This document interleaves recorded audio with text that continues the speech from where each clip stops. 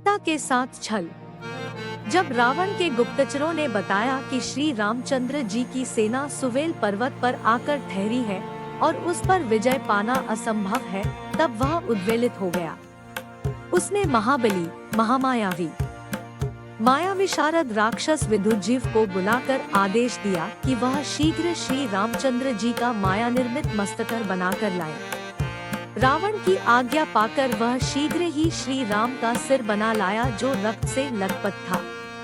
उसे देखकर कोई नहीं कह सकता था कि ये वास्तव में राम का मस्तक नहीं है। उस मस्तक को बाण की नोक पर रखकर वह अशोकवाटिका में जाकर सीता से बोला, हे सीते, तूने राम की शक्ति पर अगाध विश्वास करके मेरा कहना नहीं माना। देख, राम युद्धभूमि में मारा गया। ले अपने पति के मरने का समाचार सुन और इस सिर को देखकर अपने अभिमान पर आंसू बहा।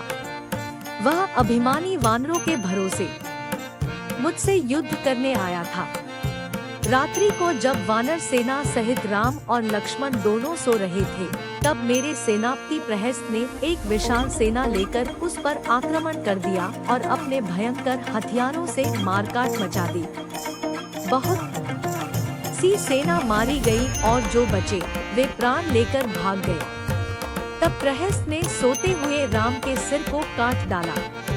इस आक्रमण में विभीषण भी मारा गया। तुझे प्राप्त करने के लिए मुझे ऐसा भयंकर संहार करना पड़ा।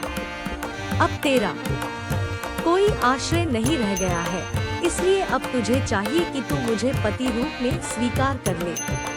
इतना कहकर रावण ने उस मायार्चित सिर को सीता के समक्ष रख दिया। जब सीता ने उन दोनों मस्तकों को देखा जो सब प्रकार से आकृति, मुद्रा आदि में राम से मिलता था, तो वह बिलख कर रो पड़ी और नाना प्रकार से विलाप करती हुई कैकेयी को कोसने लगी। हाँ, आज कैकेयी की मनोकामना पूरी हो गई। हाँ नागिन, आज तुम्हारी इच्छा पूरी हुई। अब तुम्हारा भरत निष्कंटक होकर राज करेगा। तुमने अपने स्वार्थ के पीछे रघुकुल का नाश कर दिया। इस प्रकार विलाप करती हुई वे मूर्छित होकर पृथ्वी पर गिर पड़ी। जब चेतना लौटी तो वे फिर विलाप करने लगी, हाँ नाथ, यह सब क्या हो गया? आज मैं विधवा हो गई। आप मुझे यहाँ किसके भरोसे पर छोड़ गए? मुझसे ऐसा क्या अपराध हो गया है कि मैं रो रो कर मर रही हूँ और आप चुपचाप देख रहे हैं? मुझसे सांत्वना का एक शब्द भी नहीं कह रहे। ऐसे निर्मोही तो आप कभी नहीं थे। वन चलते समय आपने वचन दिया था कि तेरा साथ कभी नहीं छोड़ूंगा, परंतु आज आप मुझे अकेला छोड़कर चल दिए। आपकी प्रतीक्षा में आंखें बिछाए कौशल्या जब ये समाचार सुनेंगी तो उनकी क्या दशा होगी?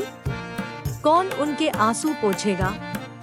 हाँ, आज मैं ही आप दोनों की मृत्यु का कारण बन गई।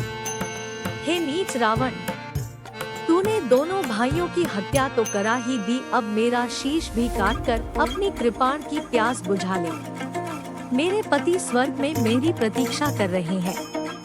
अब मैं इस संसार में एक क्षण भी रहना नहीं चाहती। उठा तलवार, कर अपना काम। जब सीता इस प्रकार विलाप कर रही थी, तभी एक राक्षस ने आकर रावण को सूचना दी कि मंत्री प्रहस्त अत्यंत आवश्यक कार्य से इसी समय आपके दर्शन करना चाहते हैं। यह सुनते ही रावण तत्काल उस सिर को लेकर वहां से चला गया।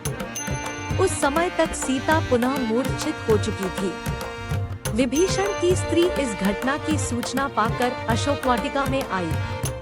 वह सीता की मूर्छा दूर करके उन्हें समझाने लगी, रावण ने तुमसे जो कुछ कहा है वह झूठ है।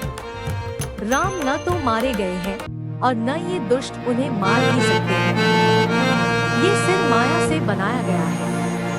तुम इसके छल में पड़कर यह भी भूल गई कि लक्ष्मण दिन रात राघव की सेवा में रहते हैं और वे रात को कभी नहीं सोते। फिर सोते में उनके सिर कैसे काटे जा सकते हैं?